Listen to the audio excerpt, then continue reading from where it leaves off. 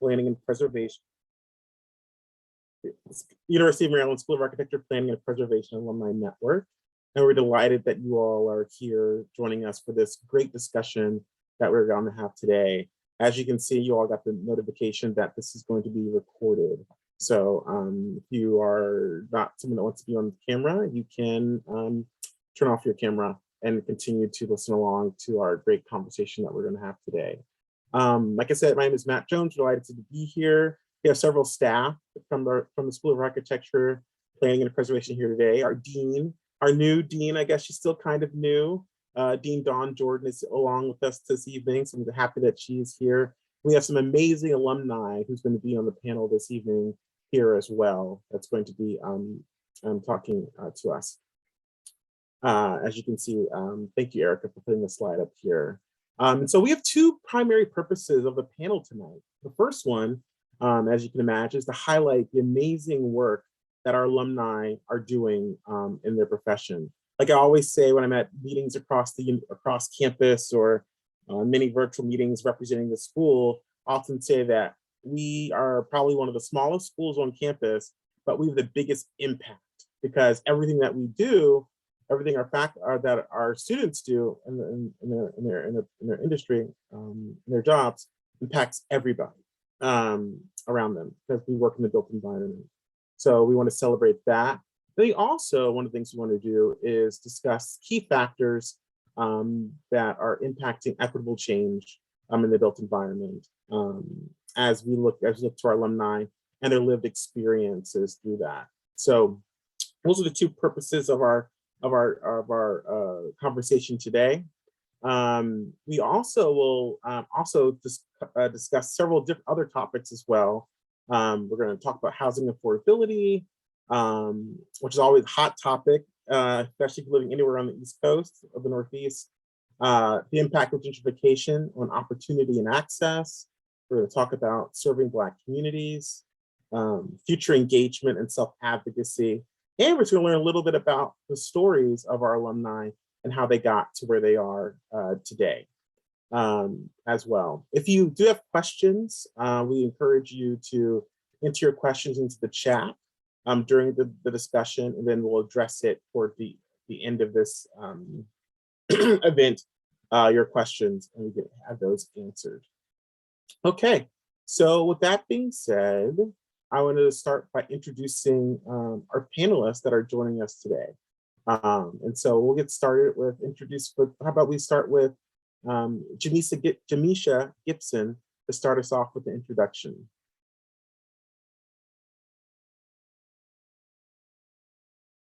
Oh, you're muted, Jamisha. Thank you for that. I'm going to share my screen real fast. Sure.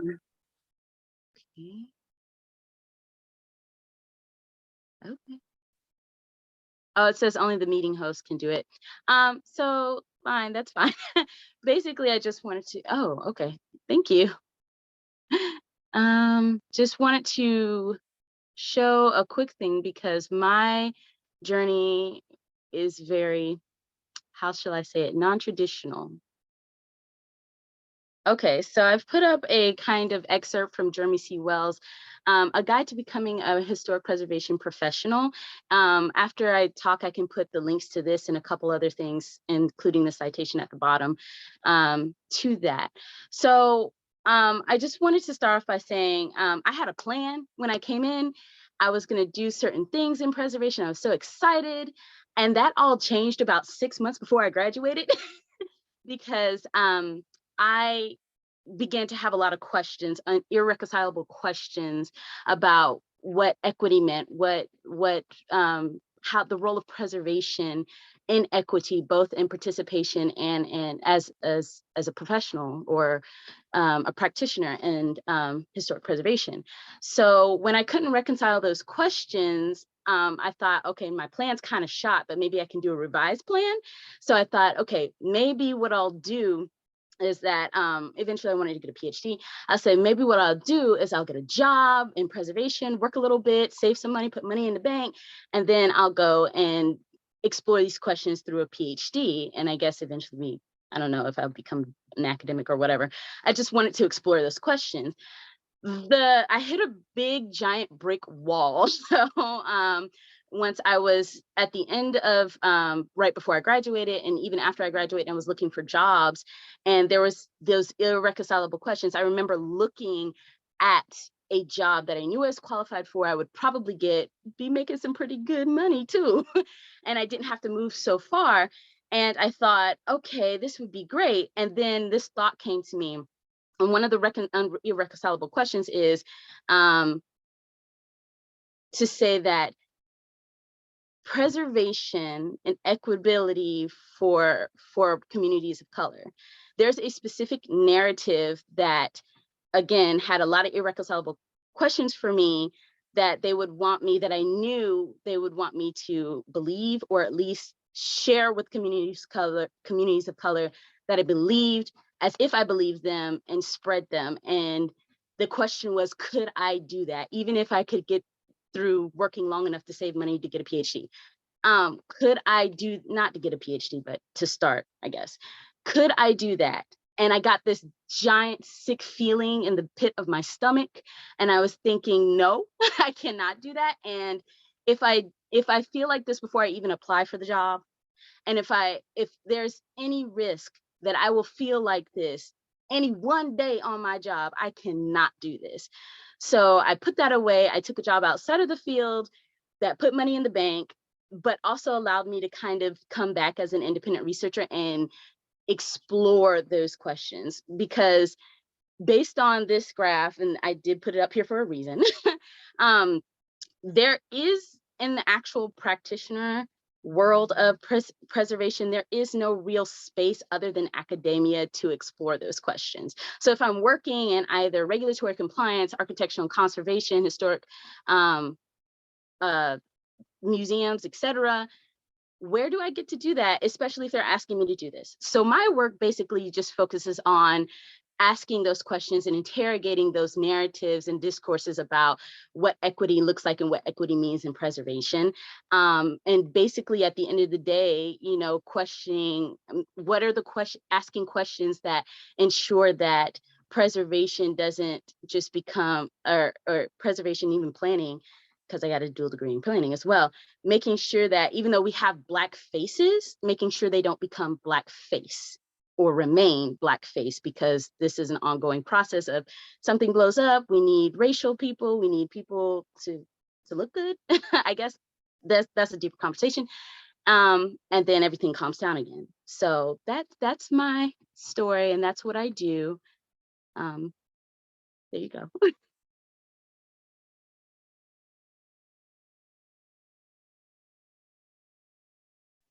Thanks, Jamisha. Next for introduction, we have Dr. Georgianne Matthews. Thank you. And thank you, Jamisha. Hi, everyone. I also have a non-traditional path towards architecture, which is my current profession. I went to UPenn undergrad, majored in economics, worked on Wall Street, mortgage-backed securities. It was an interesting environment. I learned a lot of lessons, but I found my way into architecture, which allowed me to design and creatively express my interest in forming and having an impact on the built environment. At University of Maryland, I found a home. I did my master's and my PhD there. And I'm happy to see that Black alumni are coming together. At the time that I was there, I didn't have very many role models. I think that has changed drastically. If I could identify a few challenges and suggestions. Challenges would be difficulty getting a seat at the table, and then not knowing my own worth. And then figuring out that I could also investigate alternatives. And what I mean by that is having a background in real estate allowed me to get some economic security, access to investments, create multiple streams of income so that in coming into the built environment as a designer, perhaps I have a little bit more say. I'm not going to give myself that much credit, but at least I have the ability to step aside if it's not working for me and it's not working for my community. And I'm going to leave it at that. I'm currently the urban practice director, that's urban planning, urban design, and issues related to the city environment, specifically Washington, D.C. at Catholic University. And I am very happy to be here. Thanks, guys. Thanks, Jordan. Next up, we have Michael Johnson. Thank you, and good afternoon or good evening to you all. I'm coming to you from the West Coast.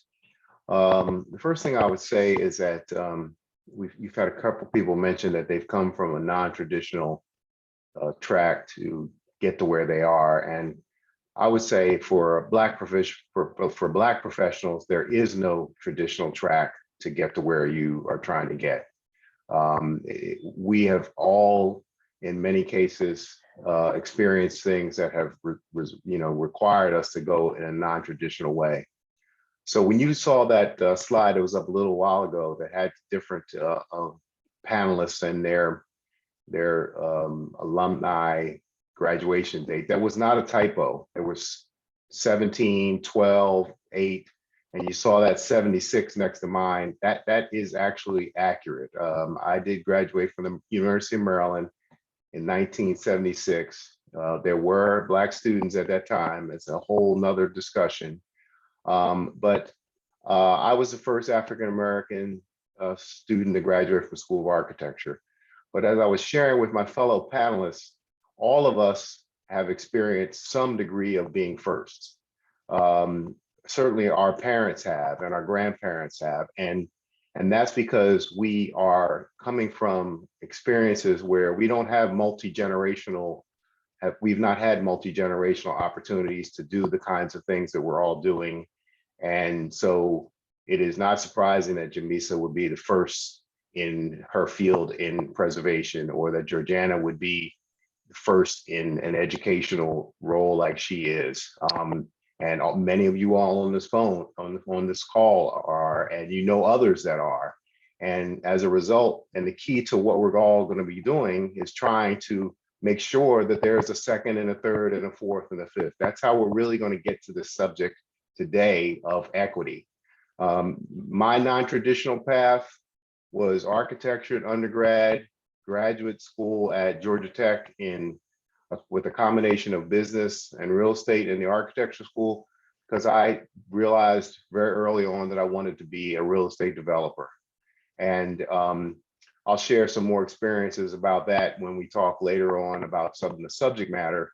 But as a company, I've pretty much been an entrepreneur for the entire period of my career since graduating graduate school in '79, doing everything along the continuum from work on the far left, which is nonprofit work, doing affordable housing, to on the right, doing commercial development, which has been multifamily housing, market rate, and mostly a lot in the middle, which includes big mixed income development, and primarily working in Black and transitional neighborhoods, because that's really where the opportunities have been for us as a Black developer, focusing on public-private partnerships. So I look forward to sharing more as we go through the panel, and I'm so excited to see everybody participating in this. I'm sorry I won't be able to be at the alumni weekend, but I'll be there in spirit. Thank you.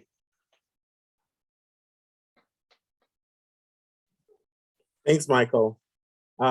Next up for introductions, we have Mansoor Abdul Malik. All right, thanks, Matt. Good evening, everyone. My name is Mansoor Abdul Malik. I graduated in 2012 from the school.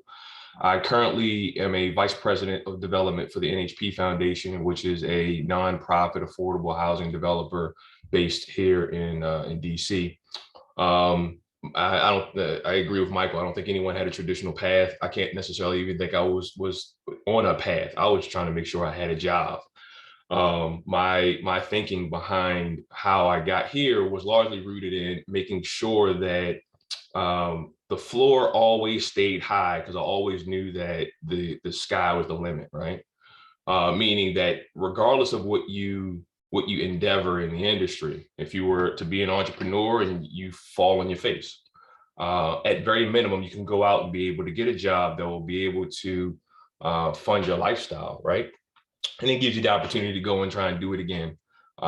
So my thinking about career path and eventual how I saw myself once I was about to retire was probably more about like, hey, I'm going to take all of the information that I've learned, all of the experiences, utilize all the contacts and friends that really are become family, and use that in order for me to go out and try to influence the world, whether it be as an entrepreneur or as an intrapreneur working inside of a company.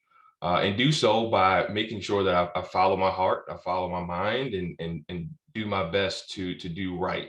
And from that, there might be some bumps in the road. And from those bumps in the road, if I fall, I know that I won't fall. But so far, because the experience and the education and those friends and contacts and family members will still be there in order for me to continue on with the work that I'm supposed to do. So I look forward to having a very lively conversation. I encourage everyone to throw in as many questions and comments as you can into the chat.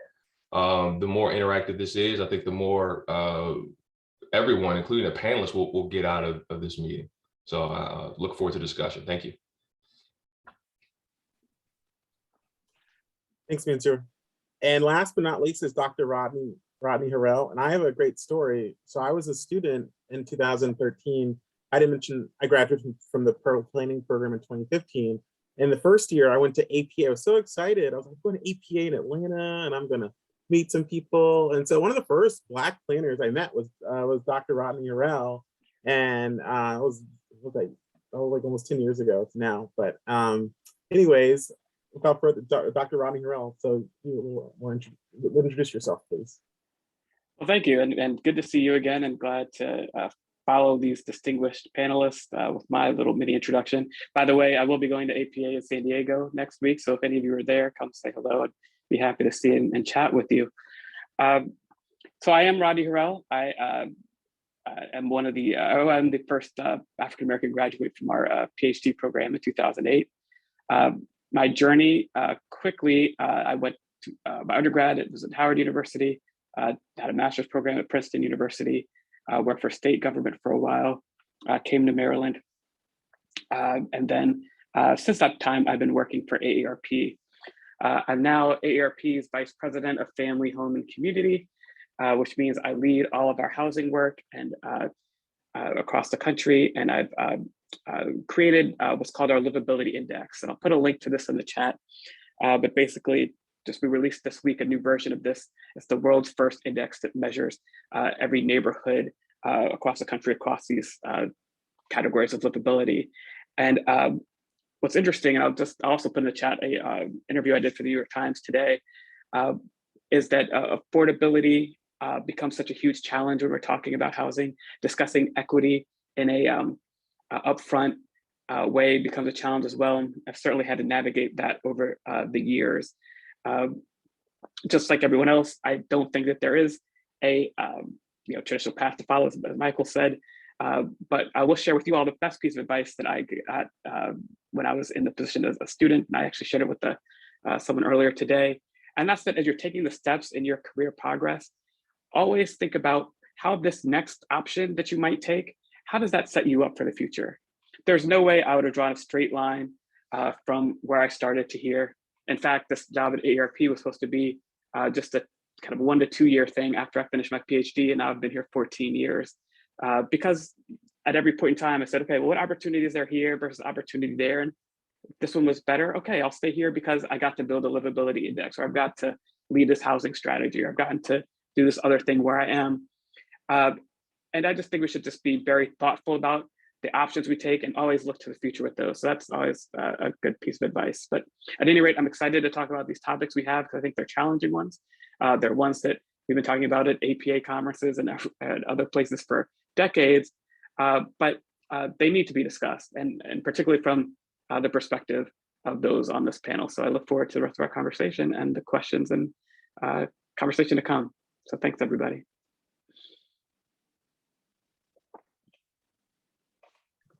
Thanks, You're Rodney. muted now. Yes, thank you. Thanks, Rodney.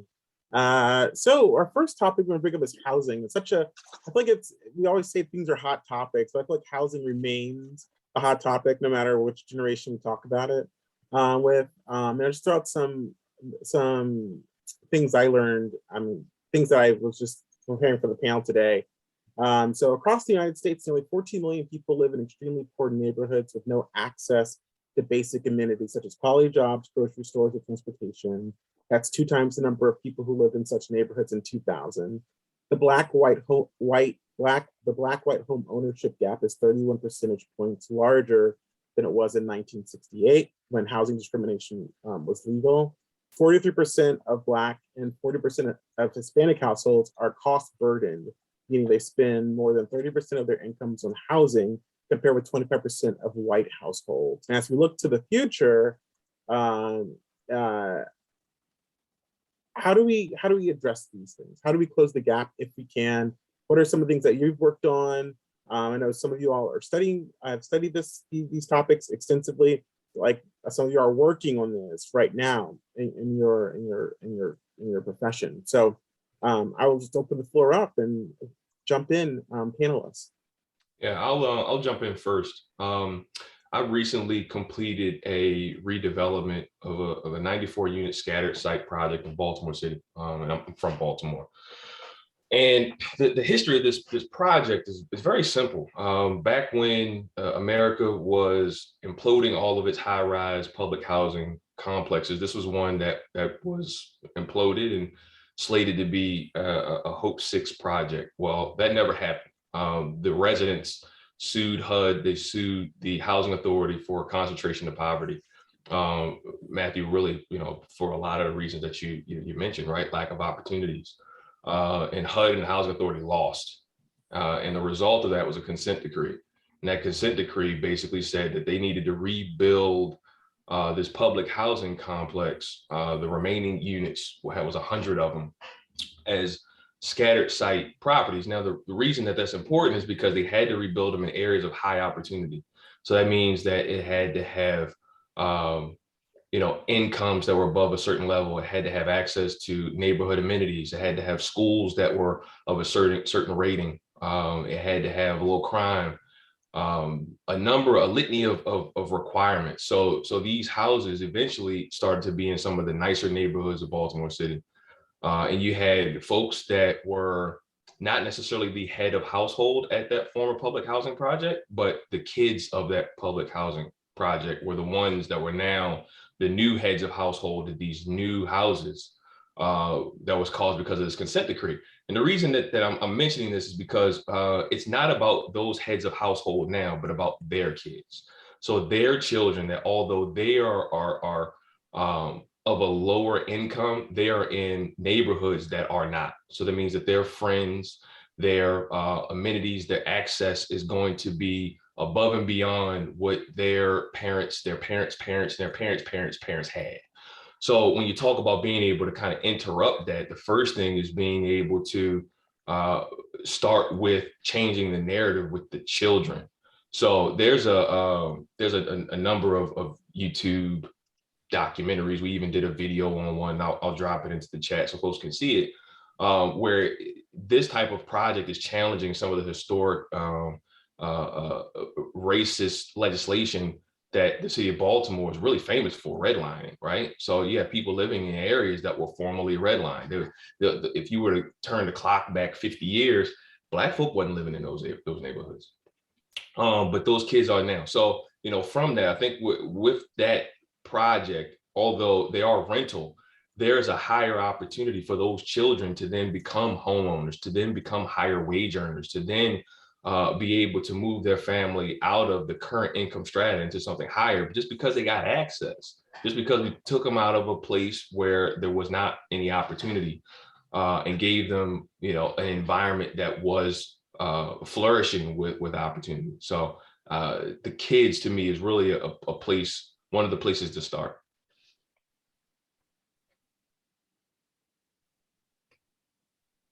So I would add to what Mansoor was talking about. He's talking about the fact that statistically, we know that Black people are less likely to own their home than others.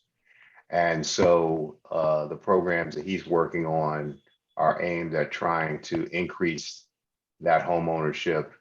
And part of that is through, as he's described, the education of younger people so they can believe that it's possible and they get exposed to it. Another aspect of, really of this process is that is all contributed to education and exposure of our community is through the development of mixed income housing. Historically, the word projects came from building a complex of units where all the poor people were congregated into one complex.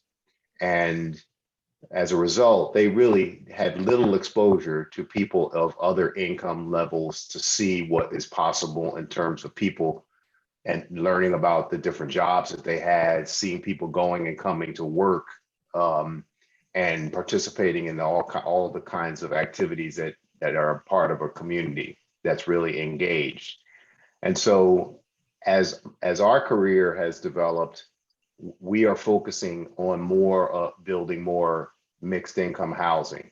It started out in the industry where people that were developers that were doing bond transactions had to make 20% of the units affordable within a project. So if you're building a 100-unit project, you had to make 20% affordable. And that was mainly because they were trying to attract bond financing. Then communities started doing inclusionary zoning, which means if you selected a piece of property that you wanted to develop, the zoning requirements mandated that you make 10 or 15% of the units affordable in order to build that project. And as affordable housing has become more in more demand and the housing problem has become more exacerbated, you're starting to see now negotiations with developers that's pushing that inclusionary percentage to 20 or to 25% of a project that is affordable. And generally that is 60% of area median income and below, but now projects are being inclusionary by having some units that are 60% below and then units that are between 80 and 120%, which is more middle income.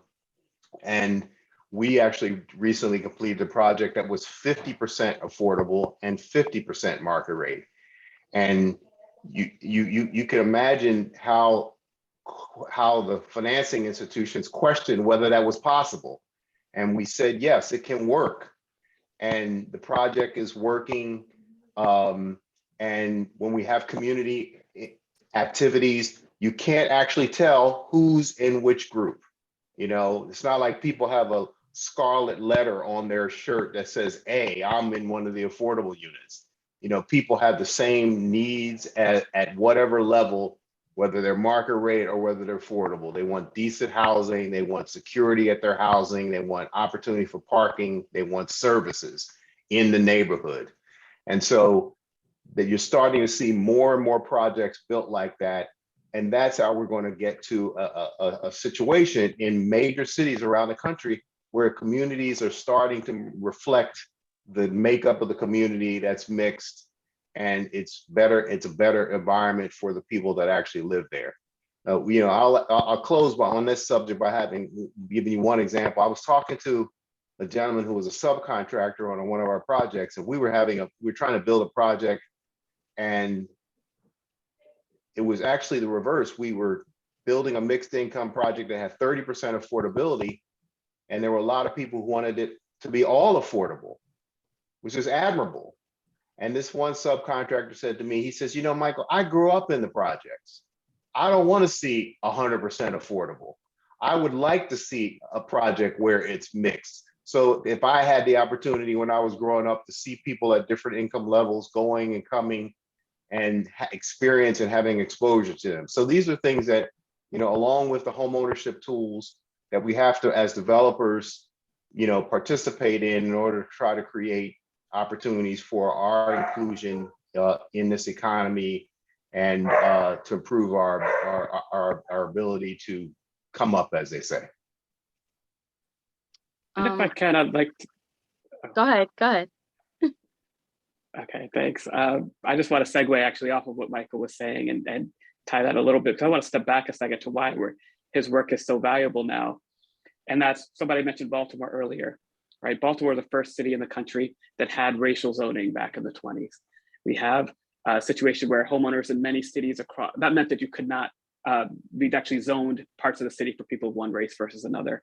We had a home loan corporation, which did not provide loans to risky neighborhoods, which were neighborhoods that were predominantly African-American or those that were coming and such. And then after the Fair Housing Act passed, we have a lot of zoning techniques that were used to keep out certain folks.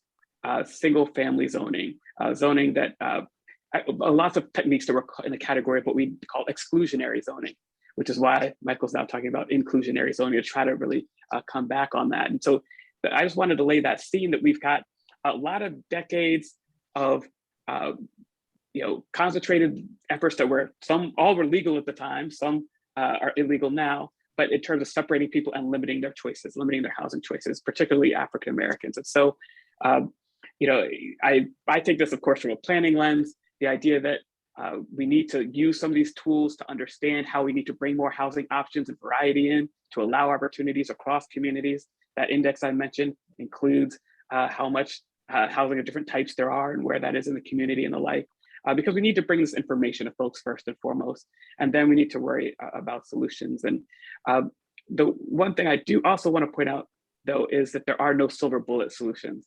There's limitations to what we can do. But again, I'll lean on the inclusionary zoning example that there are only so many units that can be built in that building for folks that are at that low level. But we need to have a wide variety of solutions and approaches if we're really going to try to address some of the things that we've talked about so far today.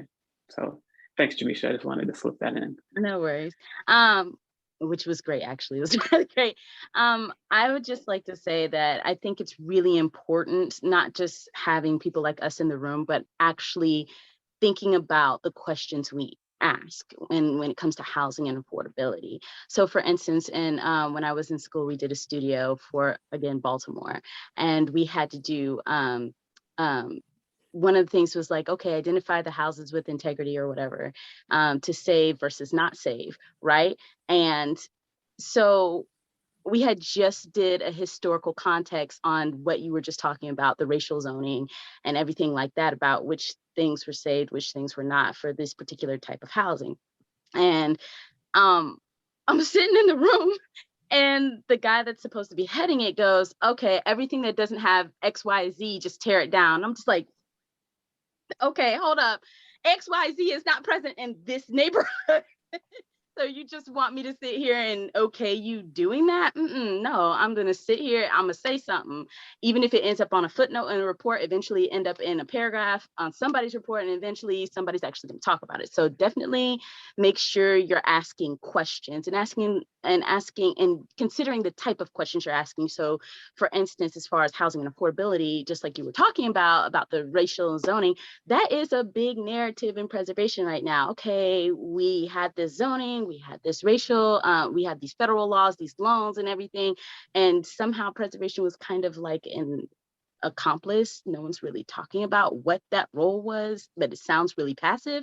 In reality, they're focusing on those things, even to the point where somebody got money to do a training on understanding which houses were redlined. Okay, then what? Then what? Right. You guys realize that a lot of what preservation does is itself exclusionary zoning. So if you're focusing on that question rather than, okay, really, how did preservation do this? What was the true role? Instead of just saying we had a role. What was the point? What are the questions? You're just going to end up in the same room in the next 10 years. Somebody like my kids, or not next 10 years, my kids, but somebody's kids are going to end up in the same situation, in the same studio, doing the same thing I did. Wait a minute. Wait a minute, that doesn't make sense. So it's really important to focus on the questions we ask, but also participation. What does that mean? We can't just say, okay, let's build this, this, and that, or do this, this, and that. we need to really talk to our communities, and especially the African American. What do they want, instead of trying to translate what they want into what we think they want based on what we're used to hearing. That is extremely important. And then I'm going to shut up now because I know we need other people need to talk. Okay. Thanks, Jamisha. And I want to say one more thing about housing. I know we have a bunch of other topics. I'm a native Washingtonian and grew up in an era where we had 75% majority. It was Chocolate City, and 30% of my, folks have disappeared, right? Where have these people gone? So Rodney and Michael are working on developing more affordable housing, but the most affordable housing is housing that people already have. So that's another side of the coin. We have to provide housing in droves at an affordability index for renters and new young people coming along, but I'm losing my neighbors right and left for not paying taxes, right? $1,000. You have a woman 80 years old who's been in her house for 50 years, is paid for, but she can't afford the taxes. She can't afford to fix it up. An investor comes by, offers her a deal, and the house is sold. So these are the types of things that I'm trying to educate my community on. Anybody who's in real estate development, if you're in preservation, let the people in the community know the strategies to hold on to what we have, because there is home ownership in Baltimore, there is home ownership in DC, and losing that is a tragedy.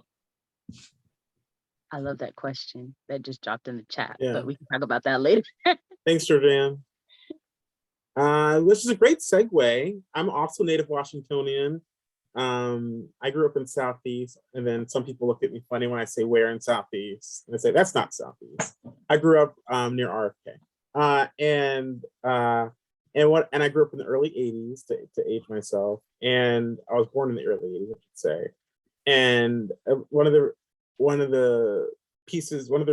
motivations for me to become a planner was watching the transformation of our nation's capital from the early 80s till today, and how it's a completely different city from which I was when I was in elementary, middle, and even high school as well. So when talking about gentrification, I feel like it's on the tip of everybody's tongue.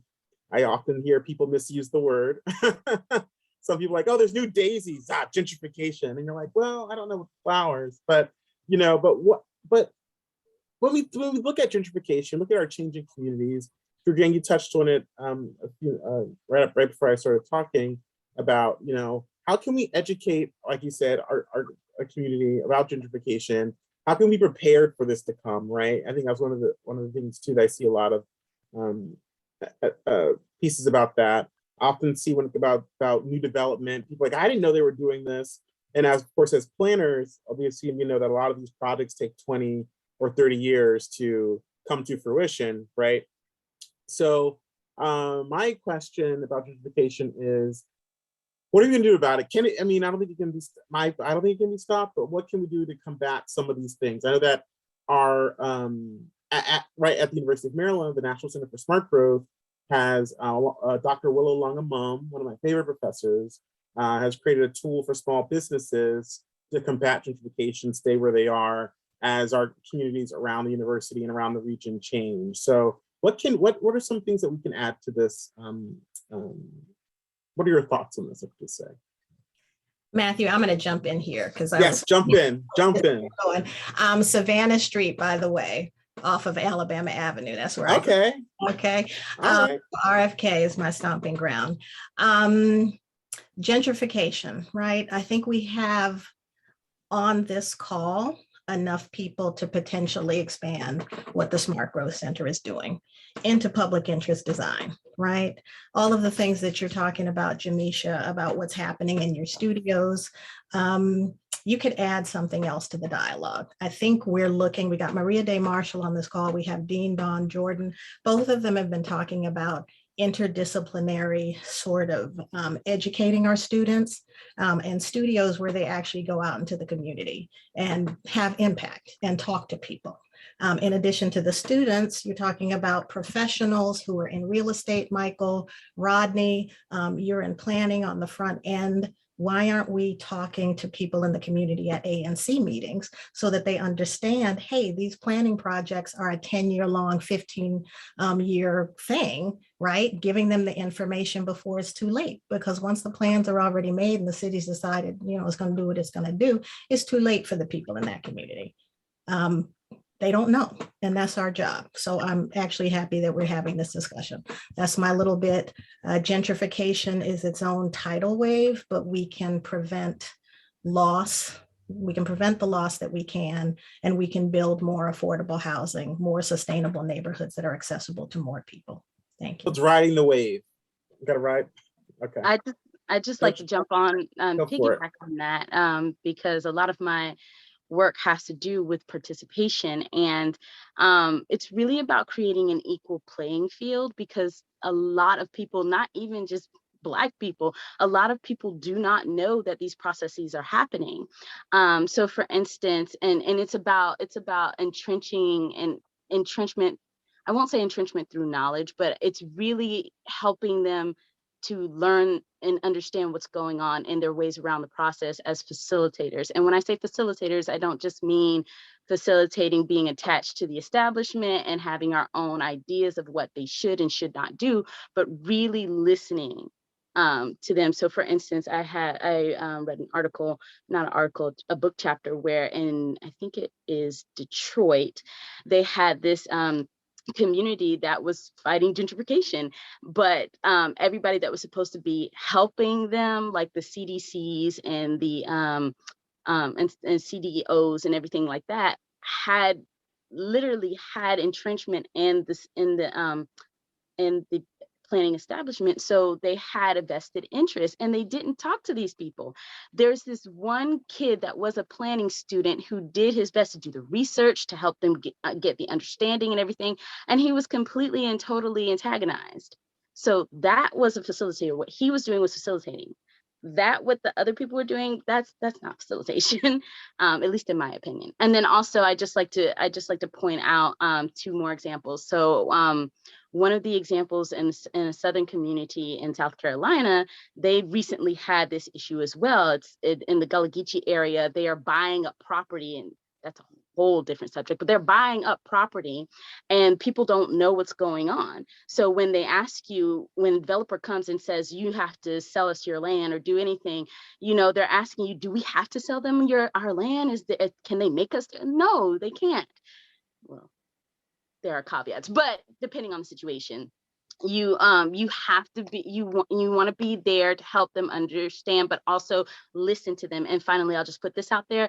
In Thomasville, Georgia, there was another planning economic development thing where half the city was traditionally white, but the bottom, what they called, was traditionally Black. I cannot find any evidence where they really talk to those people, even though a particular part of that neighborhood was the main thoroughfare they were looking at developing. So by the time I started talking to somebody, everything was already, like Georgianne said, everything was all said and done. And she's like, I'm seeing all this gentrification. What's going on? I'm like, this is probably what's going on. You need to talk to your local planner. I mean, that's all I could tell her. And that's just heartbreaking. It can be. And, I want to talk about a couple of things quickly here. I think one is the idea that when we're thinking about gentrification and the real problem we're trying to avoid is the displacement of folks that have been there, right? That we like community improvement, community development, those are good things. But often, and we use the C again as an example, the question becomes, who's that for? The quick story I'll tell is about the neighborhood in Michigan Park. I worked with my grandmother lived there, and they were thinking about putting in a dog park.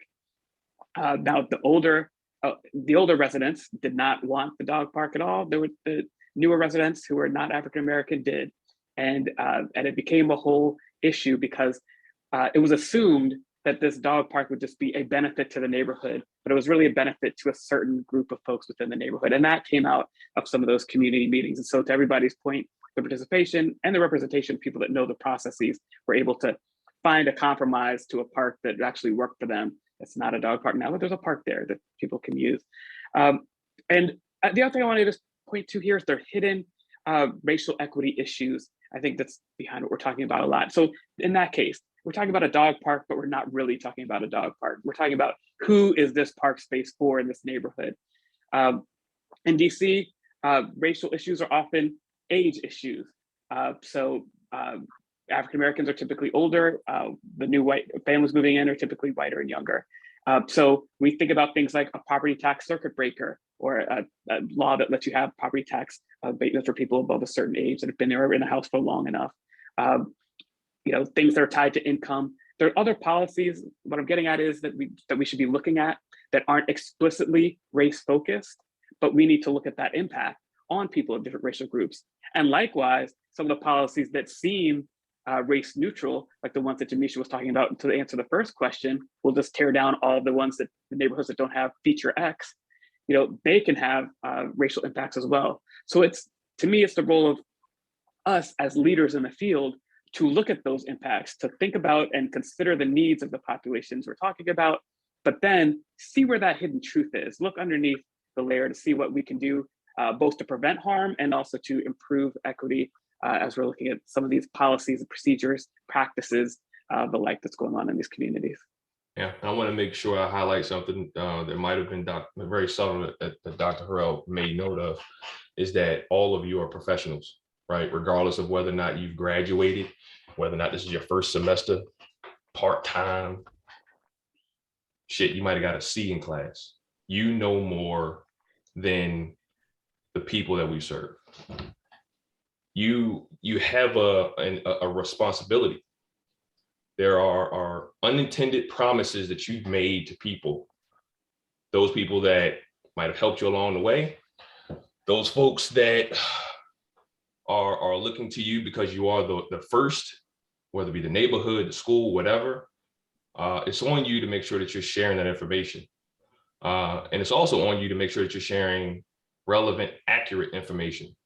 So that means those C's, you get them up, because that information, that conversations you have has a direct impact on whether someone lives in a neighborhood or not. It has a direct impact on whether or not a child goes to a certain school or not.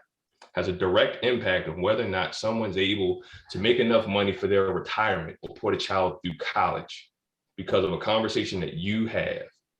It's a big responsibility, a very big responsibility. I want to make sure everyone fully understands that it's our responsibility to make sure that we're sharing this information freely and openly and having the conversation to educate everyone. You have to get to a point where you're able to explain the built environment and all of its facets to a child, and then talk to everybody you can. So I want to add another slightly different take on this, which is, in my opinion, gentrification is really rooted in the fact that we do not own enough property. If you own more property than whether it's single family homes or other types of properties, we as Black people are able to have much more influence and control in our communities over limiting gentrification.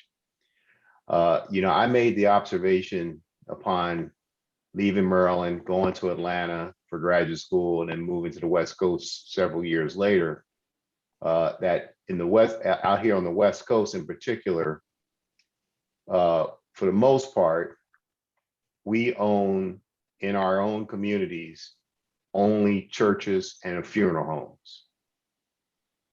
And that's just a sad state of reality throughout most of the urban environments in this country.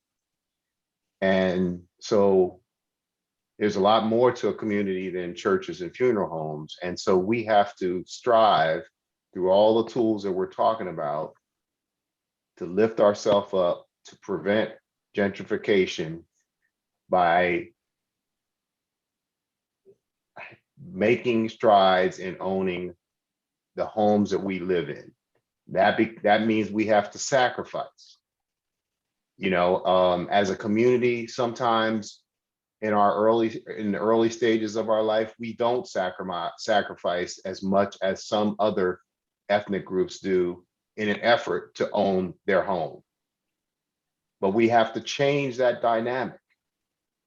because as I described to my 13-year-old son, who I'm, in his head on a daily basis about all these issues to prepare him for the future. We have a responsibility that is beyond just our own individual situation, and we have to make those sacrifices in order to own our homes. We have to combine our resources to try to acquire small multifamily properties. We have to look towards opportunities to buy commercial properties, and we have to look toward opportunities to provide, to start alternative businesses in our community. And by doing all of those different things, we can begin to start reversing some of the gentrification that is occurring in our communities. There's no absolute easy fix to gentrification, because essentially it's usually synonymous with white people moving into an inner city urban neighborhood because it's close to services and entertainment, and moving out our folks and fixing up homes and creating a new community that they're a part of. And I like to think of it as, we have to draw a line. It's like an erosion of the sand. We are not going to, over time, in any measurable way, increase the percentage of home ownership or ownership of commercial properties, ownership of equity in the multi-trillion-dollar industry of real estate. But we have to do these things just so we don't become completely irrelevant with those percentages in this country as we move forward. And so it's a responsibility, as Mansoor was saying, for education, to talking to people that we know, to supporting each other in an effort to try to make some strides individually. And then as that progresses, there'll be a collective growth that will be beneficial and we'll start to really recognize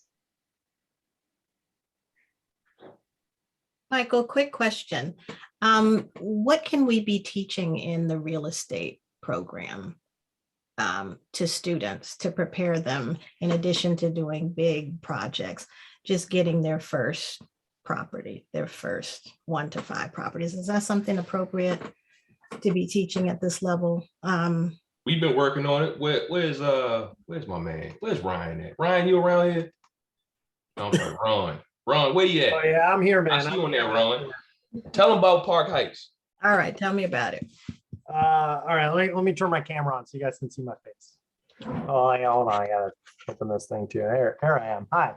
What can I tell you about Park Heights? So Mansoor and his group are working on a big redevelopment in Park Heights, which is not the best neighborhood in Baltimore, but it is surrounded by a neighborhood that's frankly rife with opportunity if you look closely.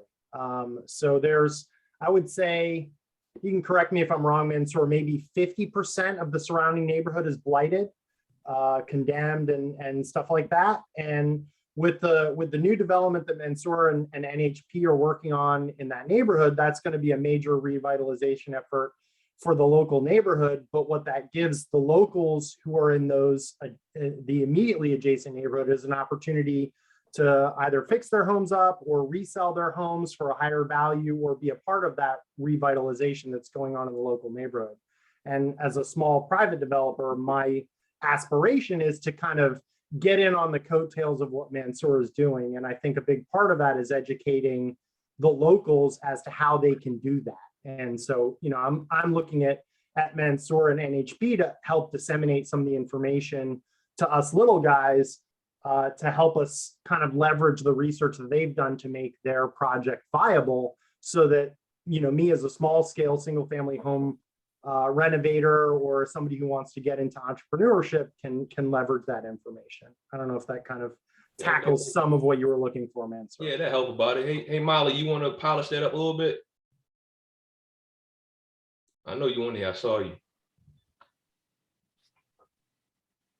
Yes, Malik. Sorry, I couldn't get to my unmute button too quickly.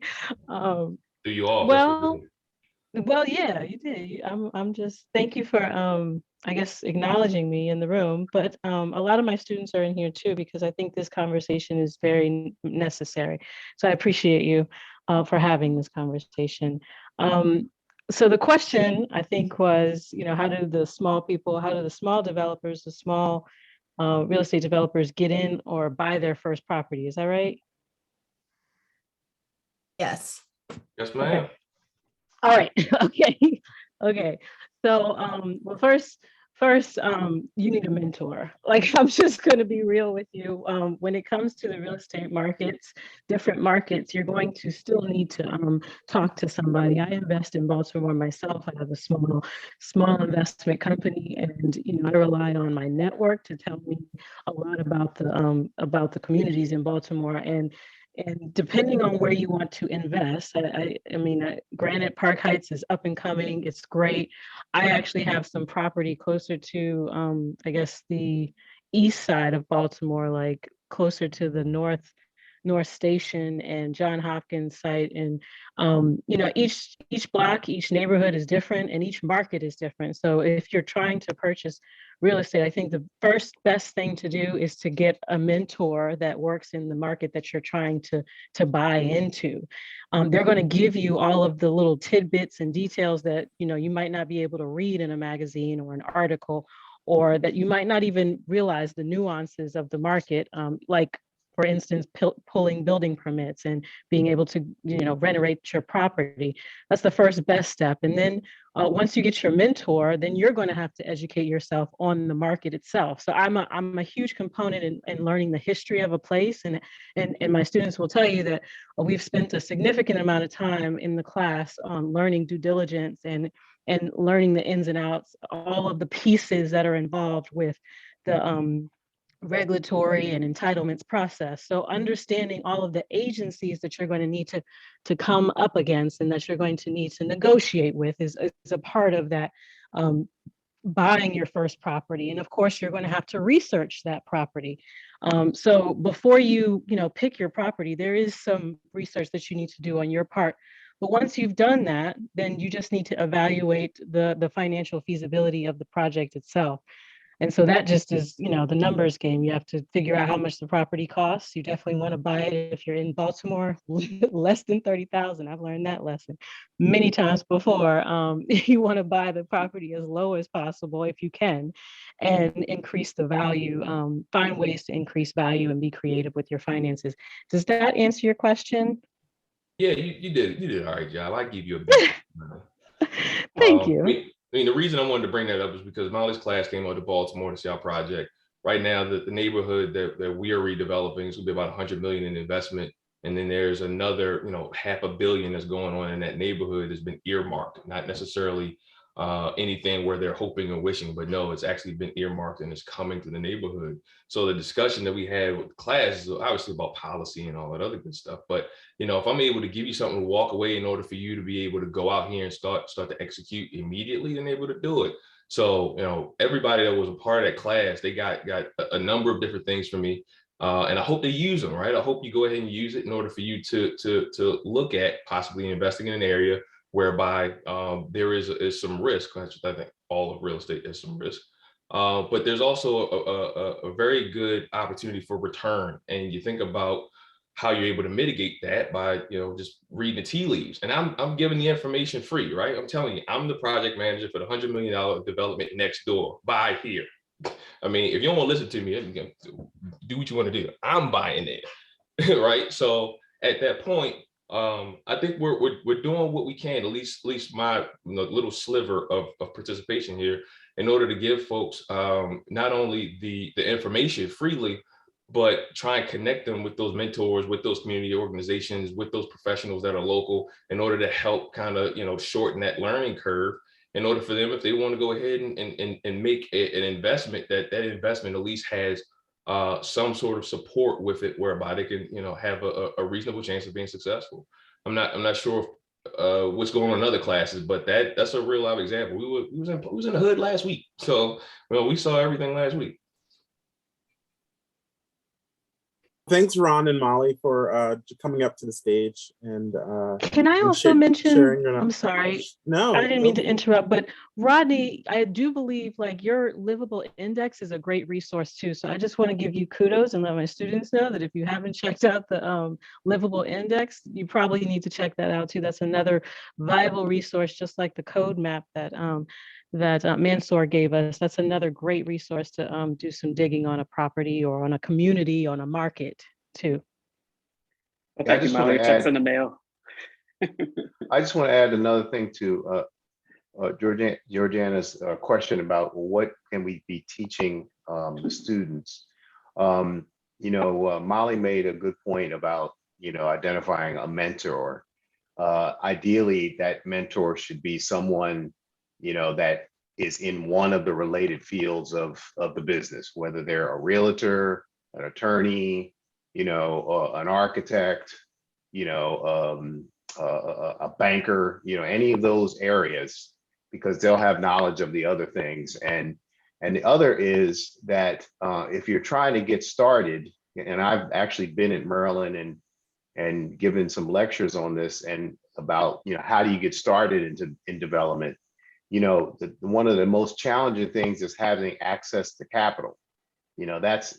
I found that access to capital is a continued burden for Black developers throughout your career. No matter how large you grow, you still have challenges around that as the projects get larger. So when you're starting out, if you can try to, you can do small projects, you can try to work with the use of friends and family money to do it, or you can work, in some kind of joint venture or partnership with another person who's either already in the field and has done something, or someone who's new like yourself in the field that's trying to get started. Because when you go to the bank trying to get that construction loan or trying to get that loan to acquire a property, they're going to, one of the first things they're going to ask you is, well, what have you done before this? And if without a track record, it's hard to get started unless you find just the right group that will support you financially. But if you bring that mentor as a partner, or you bring someone else as a partner to help get the transaction off the ground, that's a good way to get started and evolve from there into doing things on your own. Thanks, Michael. And so I know that we're going to have a hard stop at 7:30, but I want to get one more question in for our panelists and open up the floor. So if we can answer this briefly, there's been a lot of conversation in the chat about how can folks stem the tide of gentrification. There was another person who said, well, how do you can just talk to the developers? Someone else asked a question about how you found about these projects. So maybe a question and on our agenda that we have as panelists and moderator was talk about serving Black communities and self-advocacy. And so when you think about that, like what is 1 to 3 things that we can do tomorrow or today? We can go online right now.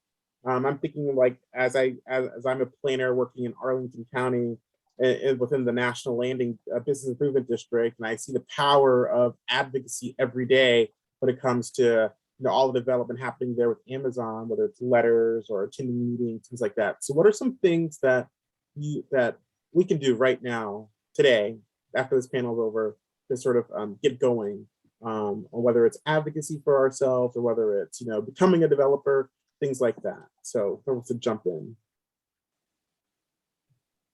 All right, I'll go first since I scribbled through things quickly. Brief. One is I put educate yourself. I mean, we're talking about obviously formal education through these programs, but even the Mansoor's whole discussion about learning from the experience of others, understand what you need to do and bring that to the community.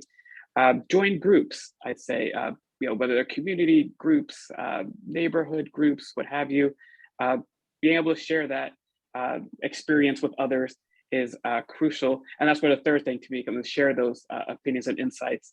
I started a blog when, about 10, 12 years ago because I felt I needed to share some of my thoughts on gentrification, segregation, some of these other issues, and I did not have a way to do that or a channel to do that. So I figured out, do that through social media, do that through a blog, through Twitter, what have you.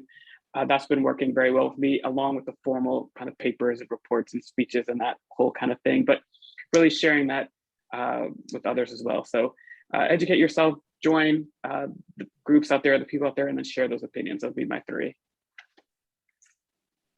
And Erica, I'll put the blog in the chat, but I'll warn you that the posts have been a little short in the years as I've transitioned to ARP's blog. So I'll put both blogs in the chat for you. Sure. Other thoughts? Yeah, I probably would say first you got to show up. Right? you know, attendance is critical here. The next thing I would say, ask questions early, ask questions often until you get the understanding that's necessary. One of the things that I work with my mentees and interns on is do not assume that you know it, because you can't lie to yourself, and eventually that's going to come back to bite you. So instead, ask the question. So if you're showing up and you're asking questions, those questions eventually start to paint a picture for you. And then you use that information to move forward with being able to help communities, being able to help individuals, et cetera. So there's no such thing as a dumb question. The dumbest question is the one that was never asked. So ask the question early, often, and that is only after you show up first. Yeah, just to pop in real quick on that. Like during grad school at Maryland, I was living with my parents, and they live in Brooklyn, the Brooklyn neighborhood in DC. It's like, Mom, are you going to go to the ANC meeting, which is the neighborhood meeting, talking about all things in the neighborhood, and they touch on planning processes, things like that. And she's like, no, I don't go to those. I was like, what do you mean? So I dragged her to the ANC meeting, and she enjoyed it, and now she goes. This was years ago, so she's still active. So like Mansoor said, show up. You got to show up and advocate. So other thoughts on this? I would just say, kind of piggyback off of Mansoor, ask questions, but also ask questions about what is accepted and received knowledge. Even if you are a layperson going to those meetings and somebody says, oh, preservation does this or planning does this, what does that mean? Is that really true? And you don't have to ask them, because a lot of times, sometimes they give you the answers you want to hear, but asking questions and doing the research for yourself. Is this really true? Is this mechanism available? And I would also say, kind of going back to, I think his name is Armando Alvarez. He put a question in the chat about how do we know about people doing development? Do we just go and ask them the gentrification and everything? I would say know your neighborhood, know what's going on, keep an eye, because these things come past emails. They have to go through public processes. So ask questions about that too. Keep your eyes open, keep your ear to the ground. And you can't barge in to communities, but you can go and just start, find out where they hang out. If the barbershop's a place where everybody in the community hangs out, or the hair salon, and you go in and they're not talking about that, just slip that in the conversation. You guys know they're about to build this over there. Did you know this, this, and this? No, I didn't know this. So, and then you've gotten yourself in your community. You're hearing the things they may not be hearing, or if they know about it, you're starting a larger discussion, and then you can start a group of people that are advocating for themselves. Know your community, ask your questions. Do not be afraid. That's my ultimate. Do not be afraid, because yes, you will come up against opposition. Yes, you will come up against, people that you expected to kind of support you that are like, what are you doing? Stop doing that. Don't be afraid to challenge that. Don't be afraid to say, I still think we can do better, and this isn't better, and we really need to serve our community, not us, not ourselves. Those are my 3 things. As far as advocacy is concerned, I've been surprised over the last couple of years how much the conversation has expanded in institutions all across the country in terms of trying to create more equity and inclusion, both within the company and in terms of providing capital to help improve the, to move the needle. It's been a lot of conversation, hasn't been as much actually hitting the bank accounts of Black businesses yet, but I think we have to keep up the pressure while we have their attention. In California, the advocacy that we have done, we actually formed a group called the Black Developers Forum, which to my surprise, we were able, California has $1 billion annual bond program for financing affordable housing. And several years ago, it wasn't very competitive. You could just go in, put an application in, get a bond allocation, get tax credits, go do a deal. It's become so competitive now that they have scoring, that they rank the applications and only a certain percentage of them get funded. And so as Black developers, we had to compete in this big pool against large nonprofits and large institutional for-profits that are building affordable housing now. It's not just an industry that is, got the small nonprofits doing it. And we were able to, through advocacy at the state government and with the governor, get them to set aside 5% of that total allocation, which results in about $111 million of bond allocation that only Black developers can compete to actually get some of that that money and those tax credit allocations each year. And it's allowed projects to go forward that Black developers are leading.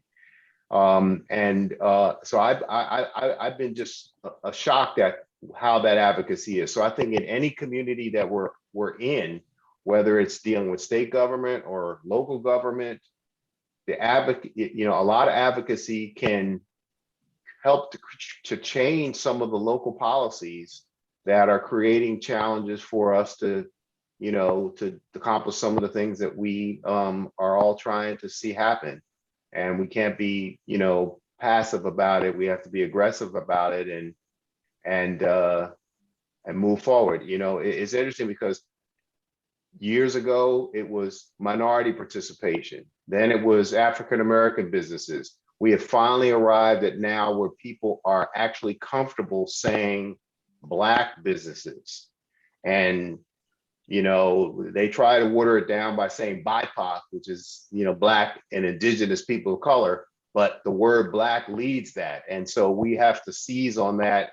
It's a shame that it's coming on the heels of some of our brothers and sisters dying in order to get the attention of these institutions. But now that we have their attention, we can use our advocacy to try to make some noise and get some things happen that benefits us. I just like to add to what I was just saying, and I think Michael, what you said is amazing. But I just wanted to also add to what I was saying, and I'm sorry for whoever was going next. But when I say ask questions, it also goes back to what Mansoor was saying about if you are a person in school knowing learning this stuff.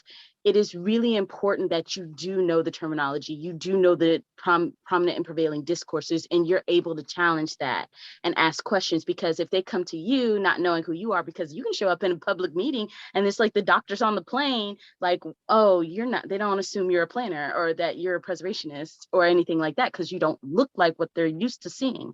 And so when you're there, you can say, well, is this really true? And you can help the people you're with say, well, and they'll get a shock out of this. It's always funny when they come up to you and ask you a question specifically about architecture or planning or real estate development, and they say something like affordability or whatever like that. And the person in the audience says, well, okay, when you say affordability, do you just mean, the percentage of income, but does it also mean all this? Can I pay for gas? Can I pay for groceries? Can I pay for this, that, and the other?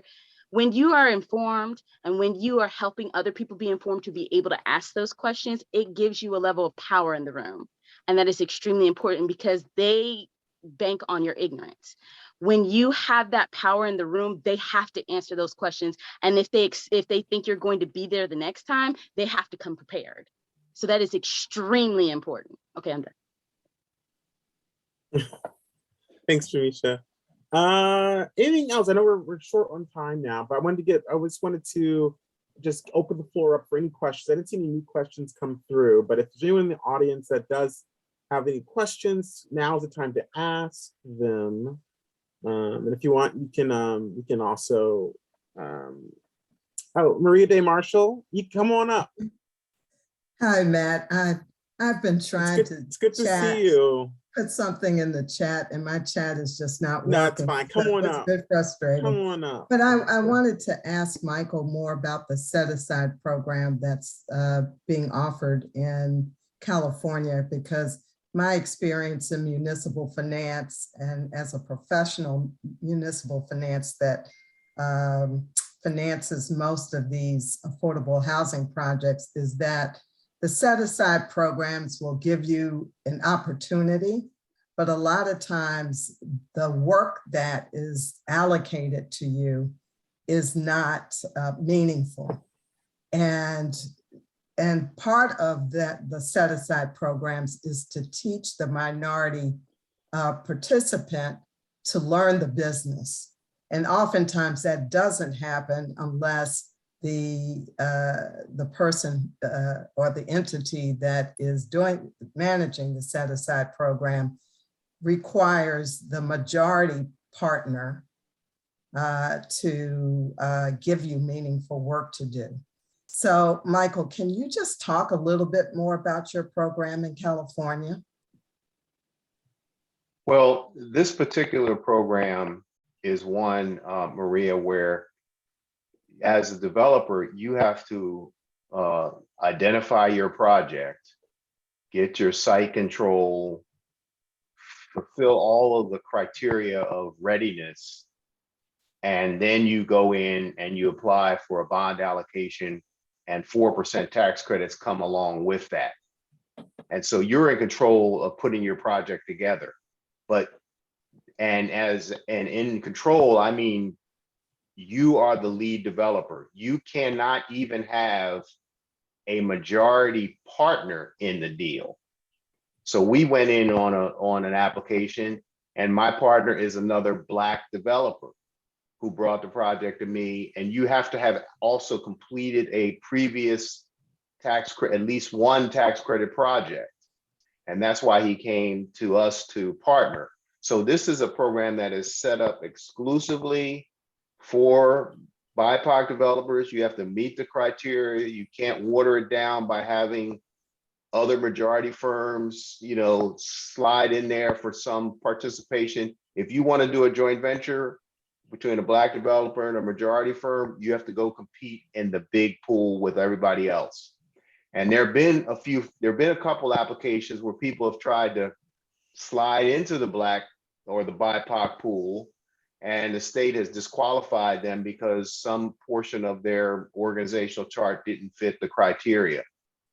So this has given us an opportunity to compete exclusively in that category. And as a result of having that category, we're now trying to leverage that to go and get other tools that are needed, such as pools of capital for pre-development, pools of capital for loan guarantees, et cetera, to shore up that capacity for Black developers to be able to go into that pool and successfully execute a project. Yeah, and I guess to piggyback on it a little bit from the financing side, I've noticed that there are a number of investors and banks that have created these special funds that are specifically for developers of color that would like to do larger projects. And those funds come with a number of things, right? So if you're doing a tax credit transaction, it could come with equity. It could come with some guarantee capability. It could come with a mentor. It comes with a number of different things that afford a early start developer of color to be able to get through a deal, have the capital around them so that they're a little insulated in order for them to be able to get through the transaction. And then you should come out on the other side with the experience necessary to be able to go and compete a little bit better, right? So from the capital side, we're starting to see that. I know NAHT has been doing a lot. Low Income Investment Fund has been doing a lot. NeighborWorks has been doing a lot. There's a number of different organizations that are out there that have these programs that are seemingly well funded in order to try and facilitate the success of Black developers doing more deals of scale, right? Of scale in order for them to really have a true seat at the table, because there's cash that's backing them. I would like to see the program in California replicated across the country, because it is very unique, and it gives Black developers the opportunity to use some of the major tools, LIHTC and mortgage revenue bonds to develop their projects, which is very difficult for them to access in most states. So that's a track that we should advocate for in other places in the country. To Annapolis we go, right, Maria? Yes. Yeah, and I'm happy to join that. The reason I mentioned the advocacy is because I never thought for the life of me that we actually had a shot at getting this. And you can imagine that the majority firms, when they saw that 5% being sliced off their pie and being put over here, there were a lot of people that were not happy about that. But but on the other hand, there's a lot of folks in that group, in the majority firms, that realize that it's the right thing to do, and they supported it. Don't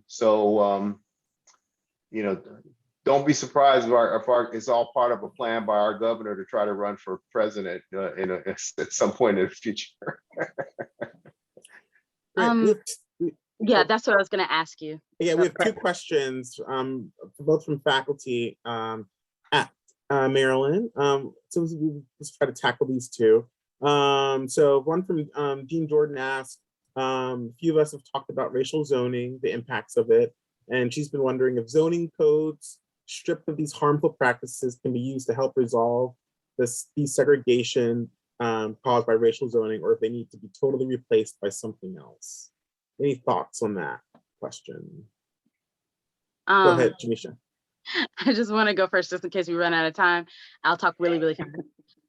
But I think it goes back to what Daryl was saying earlier about how it doesn't always necessarily have to be a racial zoning code. So it could be something that looks as benign as a design review, or something that's benign as, and Willow's work is amazing on this, Trespassers, her book on trespassers in Silicon Valley. It talks about these things. It can be something as simple as design review, public participation at a meeting. I mean, it looks so normal and so benign, and this is the order of what we do. And it doesn't have anything to do, it doesn't say anything about racial, you know what I'm saying? But we have to ask those questions.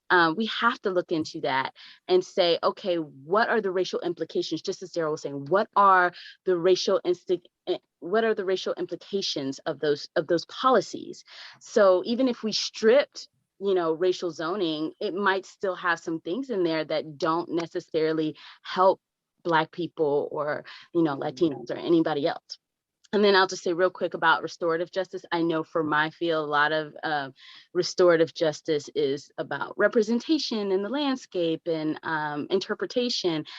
That's a lot of what we're talked about. So trying to figure out, how do we get that in there?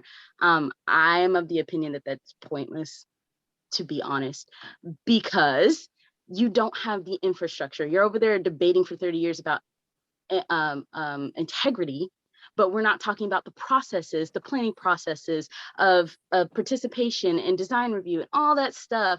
We need to talk about that. We need to give them that power in the room, that equal playing field I was just talking about, so that they can be able to talk about these things and be able to make decisions on their own. For me, that's the restorative justice, that power to make decisions about the landscape and not just be represented on the landscape or even in the meeting. because you can be in the meeting, but if you don't have the words, you don't have the structure, you don't understand how to challenge it, it's not helping you. I think that's very powerful, Jamisha. And I'll circle back to the Dean's question though, which, you know, to your point, there's so many policies that have had these impacts. And frankly, since the Fair Housing Act has been passed, there are people out there who are using on the surface race neutral policies to achieve goals of limiting opportunities for other people. So that to me then means, on the other hand, we need to think about all of the zoning and other policies and practices, procedures that can be used to work in the service of equity. I'll give one quick example. I've seen me write a lot recently about accessory dwelling units, the idea that we can add a unit to your backyard, right? Now, for conservative audiences, we can talk about how that is a property rights issue. They can make profit off of this. You can do all those great things. I'll tell youth that, on the other hand, this is a great way to counteract some of the single family zoning that's taken over 80% of the country, that limits the housing options for people that aren't currently in those neighborhoods. And in many cases, that means that African Americans have been kept out because they can't get into neighborhood A, B, or C.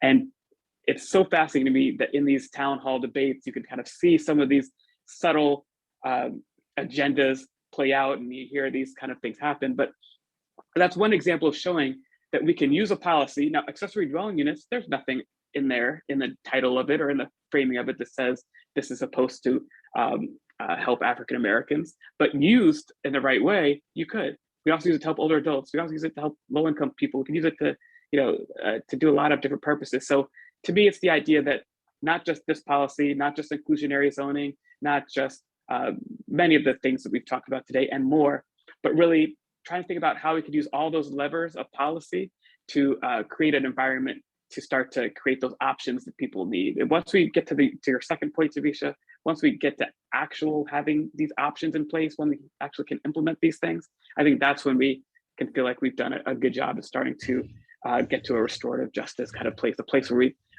you know, overcome some of those things that we put in place over decades and even hundreds of years.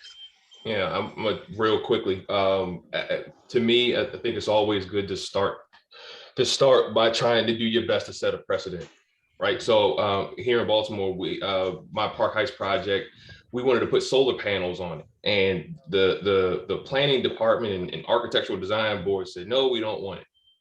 And my retort to them was, well, the city of Baltimore gets its electricity from 3 different areas. The first is nuclear, next is natural gas, the third is burning trash. The place where they burn trash is on the south side of the city, where it's predominantly African American. So you're telling me that I can't build a solar panel, which is clean energy, so you can continue to burn trash in my neighborhood? Shit, I grew up in that neighborhood. I might have cancer. Why can't I change this here? They went back, they huddled, they said, you are right. We will allow this. Is there a way for us to make this architecturally pretty? We figured it out and it all worked. But in that, we've set a precedent now. So now we're the first, you know, carport solar in all of the city of Baltimore, which just sounds terrible because we should be far along that. But it set a precedent. So that means the next developer that comes up is going to be able to say, nope, you did that there. Why can't you do this here? And then it continues to grow. So at very minimum, we attacked one small joint in the body of planning in order for us to be able to make something happen. Once we set that precedent, we continue to push it. You continue to drive a truck through the damn thing. And you can do it at every single level. But as a developer, you're going to be on those projects whereby there's going to be something that you need to challenge. You need to fight like hell in order to get it. And once you got it, you set the precedent, and you need to sing it to the top of the hill so everybody else can continue to move forward through that hole you've created. Great. And on that note, I think this brings us to a close. Thanks, Mansoor. I want to thank all the panelists. Give yourselves a round of applause. Jamisha, Rodney, Georgianne, Michael. This has been a great conversation. If you've been monitoring the chat, you can see there's been a lot of people who appreciated having this conversation. If those are not in the know, this is the beginning of a much larger weekend of events that involves University of Maryland Black Alumni Weekend. So it's really exciting that we are able to kick this off virtually, and there's been a lot of great events coming all throughout tomorrow and Friday. and Saturday and Sunday. So really excited for that. I'd be remiss if I didn't thank the people in the audience that make our university and our college great. We've talked to Dean Don Jordan's in the audience, which is great. Leah Droll and Erica, a part of our development team in the School of Architecture. Also want to thank them as well. But I want to give a huge shout out and thank you for the person who put this all together. That's Ty Abdul Kareem. He's in the audience as well. Ty is amazing. Young brother Ty, also a DC native, Michigan Park. And so we're excited that he's done a great, amazing job gathering us together and creating this amazing event. We look forward to having more events with the School of Architecture, Planning and Preservation, so keep your eyes out. If you're not on our newsletter, you can subscribe on our website, the School of Architecture's website. And if you're interested in being part of the alumni network, you can also do that from our website as well. And look forward to more great events coming from the School of Architecture for our alumni and our students and our friends. So enjoy your weekend and good night. Thanks. Thank you, everyone. Thank you. Thanks. Thank you. Thank you. Hey, Thank you. Thanks. Bye, everybody. Thank you. bye-bye.